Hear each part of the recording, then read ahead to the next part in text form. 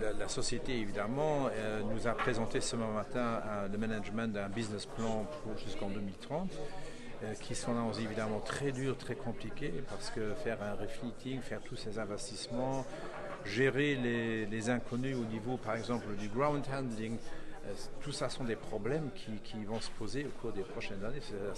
La situation reste très, très compliquée, très difficile pour l'UXR. Et on s'est donné aussi rendez-vous, une clause de rendez-vous, si par hasard, au cours de l'année 2023, d'autres problèmes vont ressurgir à cause, par exemple, d'une probable récession économique qui aura évidemment aussi des retombées pour l'UXR.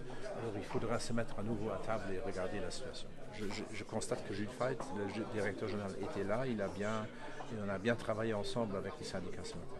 Moi, je prends toujours conscience du malaise des salariés ou de personnes de la société. Je serais pas bien à ma place en tant que ministre si j'ignorais en fait les malaises dans la société. Mais il faut dire aussi que ce matin, ce n'est pas le gouvernement qui a proposé d'abandonner le gel des salaires, c'est la direction générale elle-même qui l'a proposé. Évidemment, parce que tout le monde a fait le constat que si on n'a plus besoin, si les causes n'existent plus pour laisser en place le plan de le maintien de l'emploi, et le gel des salaires a été une partie de l'accord qu'on avait eu il y a 2 ans, alors évidemment la direction générale a dit que nous on veut aussi abandonner ce gel qui a quand même un coût. M. Fayed l'a dit ce matin, qui a un coût pour la société.